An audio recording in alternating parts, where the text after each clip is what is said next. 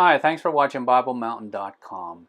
The conventional wisdom in American Christianity is to emphasize God's love and grace. And part of that is a mentality that says that religion should not condemn people.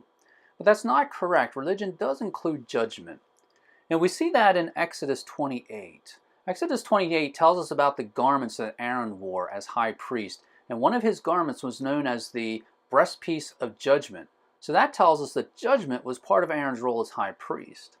Likewise, Romans and 2 Corinthians tells us that we are all going to stand before the judgment seat of Christ someday. And that tells us that all of us are going to be judged someday. And so that tells us that we need to take the law of Christ seriously because someday we're going to be judged by the law of Christ.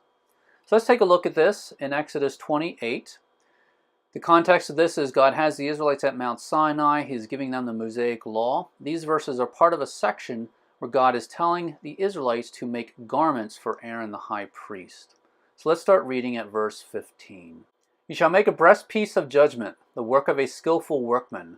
Like the work of the ephod you shall make it. Of gold, of blue and purple and scarlet material, and fine twisted linen you shall make it. So notice the word judgment. You're supposed to make a breastpiece, but it was called the breastpiece of judgment, indicating that part of Aaron's role as priest included judgment. Verse 16. It shall be square and folded double, a span in length and a span in width. You shall mount on it 4 rows of stones. The first row shall be a row of ruby, topaz, and emerald, and the second row a turquoise, a sapphire, and a diamond, and the third row a jacinth, an agate, and an amethyst, and the fourth row a beryl, and an onyx, and a jasper. They shall be set in gold filigree. So here we're told there were 4 rows of stones. Verse 21. The stone shall be according to the names of the sons of Israel. 12, according to their names. They shall be like the engravings of a seal, each according to his name for the 12 tribes.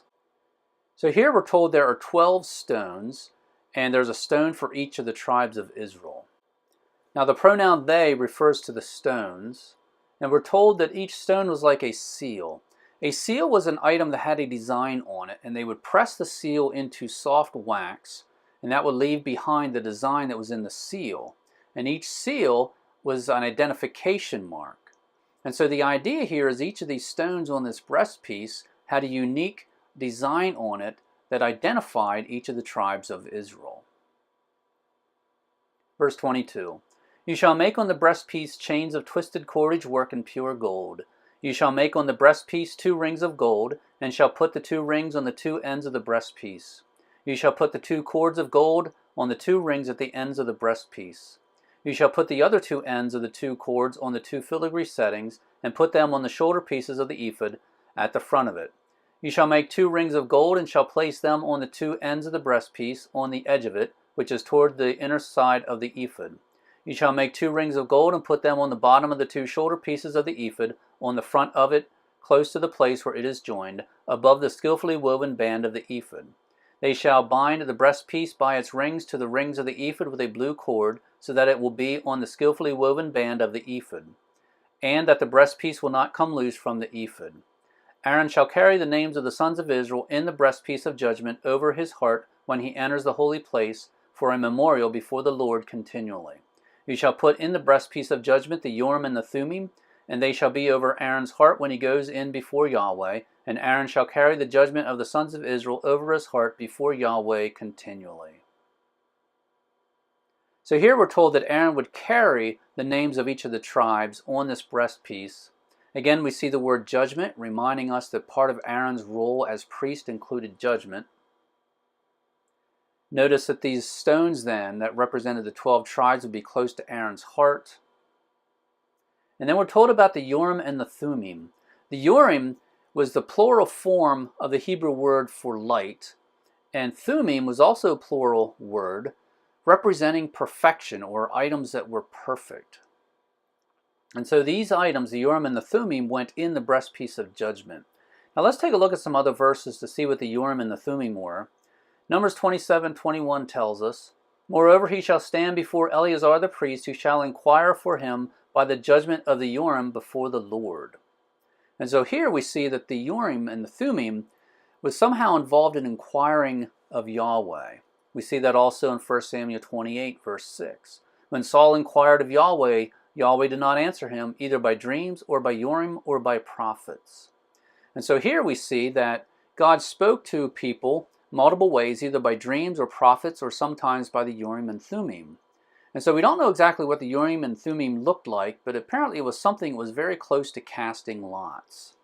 And then also Ezra 2 verse 63 refers to this. The governor said to them that they should not eat from the most holy things until a priest stood up with Urim and Thummim. So again, somehow they were using the Urim and the Thummim to get direction and guidance and instructions from Yahweh. Once again, we're told that the Urim and Thummim would be close to Aaron's heart. And then once again, we see the word judgment. The Urim and Thummim were used as judgment. And again, we're reminded that part of Aaron's role as priest included judgment. Now let's take a look at some other verses in the New Testament that remind us about the role of judgment in religion. This is Romans 14 verse 10.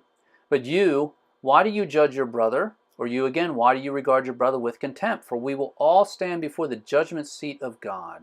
So notice we're going to stand before a judgment seat. And that tells us that someday we're going to be judged. We see this also in 2 Corinthians 5 verse 10. For we must all appear before the judgment seat of Christ, so that each one may be recompensed for his deeds in the body, according to what he has done, whether good or bad. So again, we see the word judgment here. We are going to stand before the judgment seat of Christ, and we're going to be recompensed for our deeds, whether good or bad. So again, that tells us that there is judgment coming in the future. The conventional wisdom in 21st century American Christianity is to emphasize God's love and grace. And part of that is a mentality that religion should not condemn people. Religion should not judge people. But we see that's not correct. Religion does include judgment. We see that in Exodus 28. Part of Aaron's garments as the high priest was the breastpiece of judgment, telling us that part of his role as priest included judgment. And then Romans and 2 Corinthians tells us that we're going to stand before the judgment seat of Christ, indicating that someday we're going to be judged. And that tells us that we need to take the law of Christ seriously, because when we stand before the judgment seat of Christ, we are going to be judged by the law of Christ.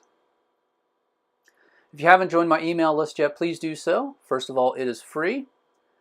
By signing up, you'll get immediate access to all my free content. It will be delivered right to your email inbox. This is the best way to make sure you don't miss out on any of my free content. In order to sign up, go to BibleMountain.com, click on follow, and there will be a place there to enter your email address. Once again, thank you for watching BibleMountain.com.